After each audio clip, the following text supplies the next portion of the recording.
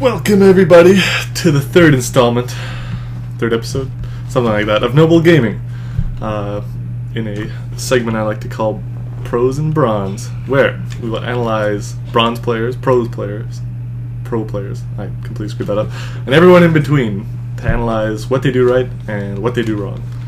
Okay, so in this game we have Roar versus Headblock, who is a Protoss player. And I forget what the map name is because I'm highly underprepared. Alright, I should probably just go to the view. So yes, just ignore that everyone view.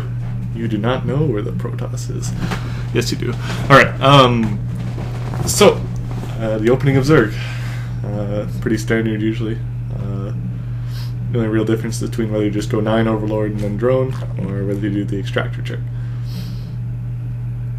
Really just depends on how good your micro is. Alright, so in our last game, Roar basically just didn't build enough drones. That's the essence of it, versus his Protoss opponent. And he just got faced with a big army and lost. It wasn't a big deal.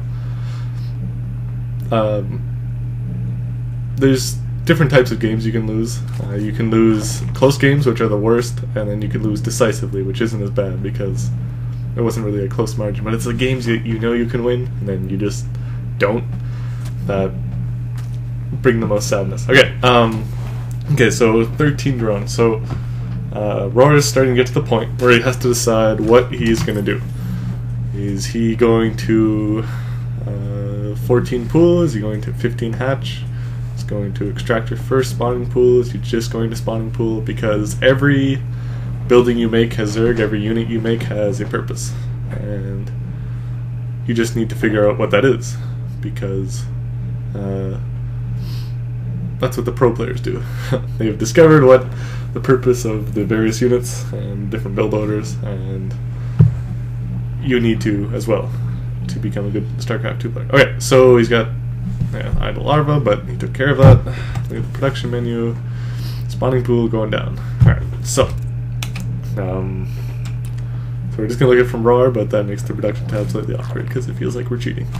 Okay, so 16 spawning pool. So I would say a hatchery would be a good follow-up production building for Roar, and or an extractor, just because fast speedlings are the best.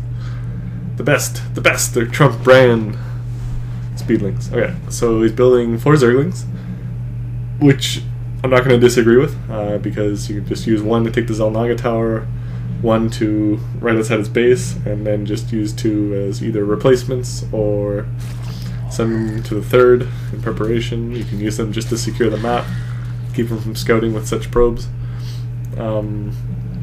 Okay, so as you can see, his opponent hasn't walled off. So you want to look at this as an opportunity, because his opponent hasn't walled off, and the main reason you don't you wall off is to prevent Zerglings from running by and killing your economy.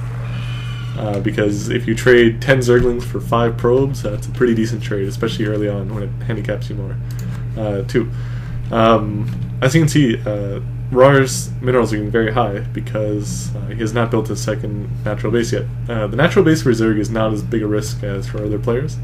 You just have to be aware whether an attack is coming. And I just want to point out that considering until the late game, your opponent can't just get his army in 1 production cycle. Like if he has 8 gateways, you can only build 8 stalkers.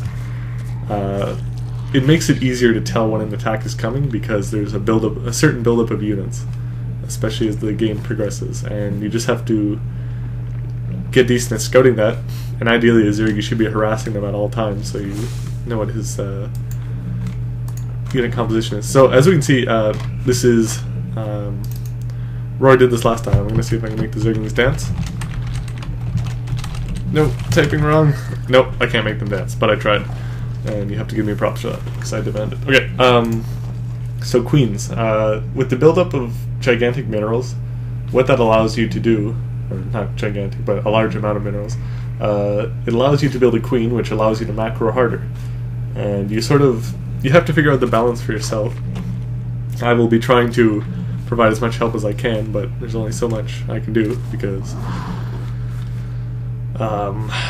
because I'm gold. That's my gold to, go-to excuse. My gold-to excuse. Ha! Oh man, that's terrible. Okay, so the overlords are hanging out, and you got to think that you should either do one of two things with overlords. Either you should group them all together, so they're easy to find, you don't have to worry about them getting picked off, or they should be doing something. For example, I find 6.5, 7 minute marks a good time to just sacrifice an overlord into the base, because, as you will note, Roar has a lot of excess money, so he can afford to buy a replacement overlord, which seems, you know, cold and cruel-hearted, but I don't know, we'll go with this. Something along the quote of the needs of the many Zerglings outweigh the needs of the few overlords. I got nothing. Alright, okay, so we have 2 extractors up, and there's no saturation on the second base, so I'm just going to pause this for a second and consider that. So that means, so he has 16 drones at his main base, which is pretty decent in terms of mining the minerals. Like that's decent enough. So he needs 3 drones additionally for each of these extractors, which will bring up his drone count to 22. And then you have to consider, what are you going to use that extra gas for?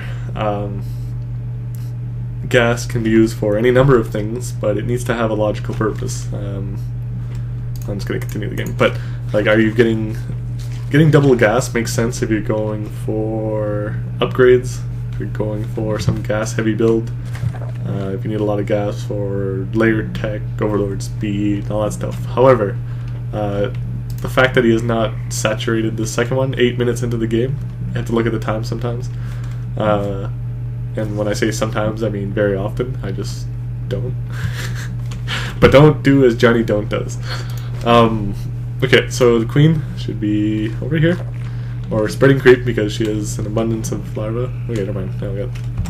Okay, so he's building a big army. Here's the thing: you can have a smaller army in the beginning, or you can have a larger army in the end. And the real question is, how many drones do you build?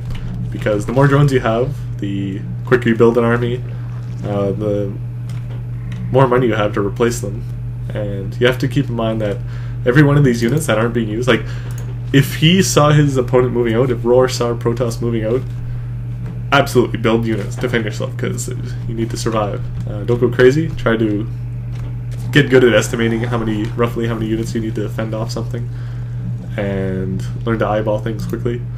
But when your opponent's just sitting back, you know, drinking margaritas, pina coladas, getting caught in the rain, you don't need an army. I mean, it's just, they're all sitting on their tails. I want to say asses, but just their tails. Or spikes. They're chitting. That's what they're sitting on, and they're just collecting paychecks. They're doing nothing. Okay, so larva inject. It's mostly important in the beginning. Towards the end, you know, it's never good to miss larva injects, but it's more critical early on. Okay, so as we can see, the food counts are pretty close. If we just look at the, okay, so 9 zealots versus 34 zerglings, plus 4 sentries and 1 void ray. This is, well, as you can see, just because we're cheating, using the units tab, his opponent has void rays, and one problem Zerg really has, if they don't see it coming, is flying units, because Zerg is very effective against flying units. They can use queens, which once you get a bit of energy, you know, after missing a few larva injects, for example, you can transfuse, provided there aren't too many units attacking one single queen, and they become very hardy. They last for a very long time. And however, you need time to build up those queens. You need preparation. For example, if Banshee is coming, you need detection. If drops are coming, you just need to have units in position. If you have Phoenix is coming, you need to have all your overlords in a easy to defend position that you can just bring your queens to without getting too inconvenienced. Because Phoenixes are strong, but not a stand-up unit. They're like needleless, basically, a harassment unit. You can kill a lot of guys with it, but you're not going to kill your opponent's base unless he's really, really bad. But, okay, so moving up. moving out. Roar is attacking with a lot of roaches and a lot of zerglings. So I'd say this is a pretty balanced force versus Zealot Stalker. Because the zerglings are going to get shredded by the Zealots, and the roaches are going to shred the Zealots, and the Stalkers are going to attack the roaches while the zerglings attack the Stalkers, and it's going to be a huge, giant battle that depends on the micro of the opponents.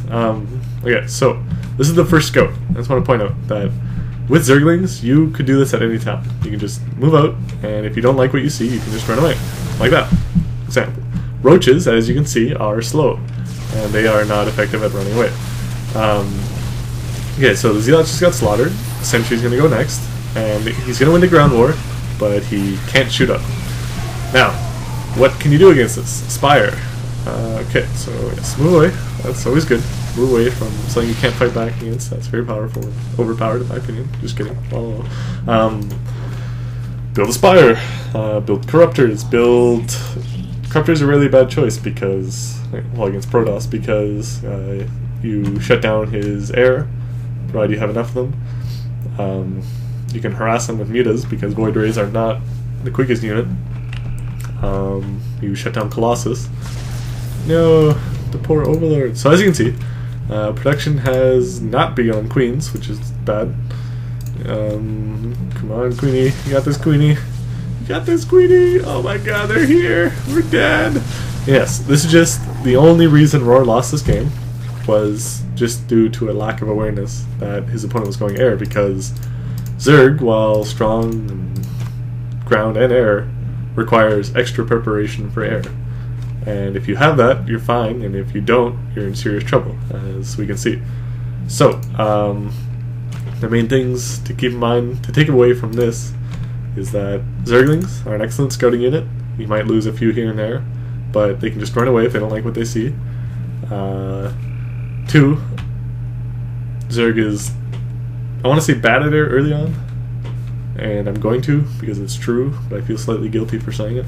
And yeah, harassment and just scouting, because if you keeping your opponent pinned to his base is the whole concept is that he can't move out, which means he can't attack you, which means you're free to build up your economy by, say, getting a third base, like right there, or right there, or right there, or right there, right there, right there. Okay, I'm done. Macro hatches, spend money. Always have a plan to spend your money. I like macro hatches. I like queens because they're good at spreading creep, transfusions. That's just me though. You can build zerglings, you can build just tons of hatcheries, you can build spine crawlers, spore crawlers, but spend the money.